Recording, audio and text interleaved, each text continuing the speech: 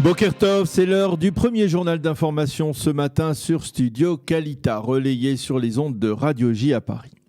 Le cabinet de lutte contre le coronavirus en Israël se réunit cet après-midi pour une réunion d'urgence qui n'était pas prévue au programme et qui est devenue indispensable après la publication des dernières données selon lesquelles le nombre de malades recensés au cours des 24 dernières heures avoisinerait les 900. Il pourrait prendre ce cabinet restreint, prendre plusieurs mesures draconiennes pour tenter de juguler le virus qui relève la tête, comme on peut le constater. Au total, on recense en Israël actuellement plus de 8500 malades, soit 4 fois plus qu'il y a un mois à peine. Hier, 2 malades sont décédés, portant à 322 le nombre de décès enregistrés en Israël. Hier soir, le cabinet restreint s'était déjà réuni. Il avait pris pour décision d'imposer des restrictions de déplacement dans plusieurs quartiers d'Ashdod et de Lod. À Ashdod, il s'agit des quartiers Gimel, Zain et Chet. À partir de ce matin et pendant 8 jours, l'entrée et la sortie de ces quartiers sera limitée. L'activité commerciale pourrait être également limitée à l'intérieur de ces régions. La Knesset a pour sa part voté hier soir en seconde et troisième lecture une loi permettant au Shin Bet de tracer, de suivre les déplacements des malades du coronavirus. Il s'agit d'une loi provisoire d'un mandat de 3 semaines qui devrait être confirmé ensuite en fonction de la progression ou non de l'épidémie. Sur le plan économique, des équipes de travail du ministère des Finances et de la Histadrout, la grande centrale syndicale israélienne, vont se former dans un but précis, étudier les moyens d'atténuer la détresse sociale qui s'amplifie sur le marché économique israélien.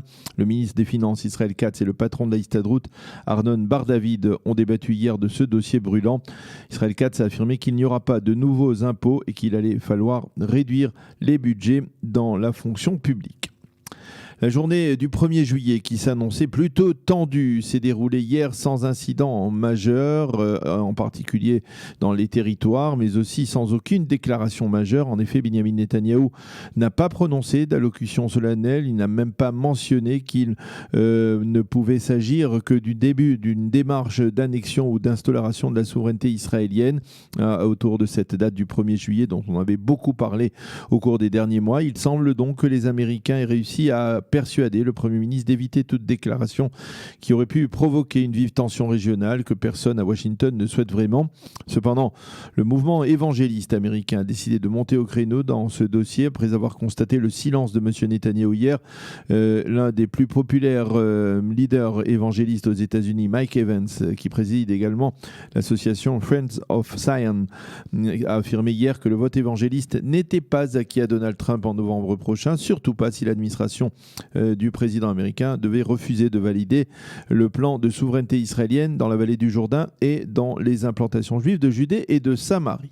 Parallèlement, le Vatican, lui, a convoqué les ambassadeurs d'Israël et des États-Unis qui siègent à Rome pour leur exprimer sa crainte de voir le projet d'annexion de Benjamin Netanyahou être mis en application.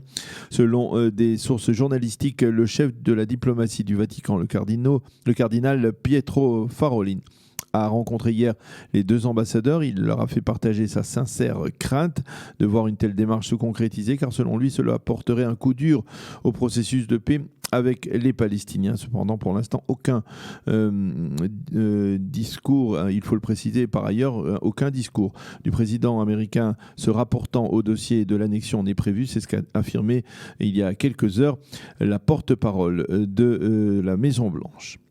Yossi Taïeb a écrit hier soir dans une page dans l'histoire de la Knesset et de la communauté francophone en Israël, en devenant le premier député du Parlement israélien né en France. Yossi Taïeb a en effet prêté serment de fidélité à l'État d'Israël et à ses lois hier, après que son entrée au Parlement ait été rendue possible grâce au vote de la fameuse loi norvégienne. Yossi Taïeb était le numéro 12 dans la liste du parti Chasse aux dernières élections. Il a été désigné à ce rang comme représentant de la communauté francophone en Israël. Nous aurons l'occasion de le féliciter et de l'interroger sur Studio Kalita tout de suite après ce flash d'actualité.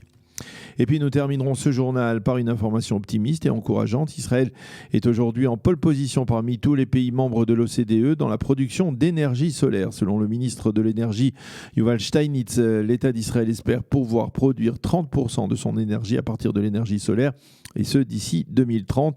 Actuellement, l'État d'Israël produit 8,7% à partir de cette énergie solaire. La météo pour terminer, le temps sera de plus en plus chaud. Il fera 32 degrés aujourd'hui à Jérusalem, 30 à Tel Aviv et 40 degrés à Eilat. C'est la fin de ce premier journal d'information.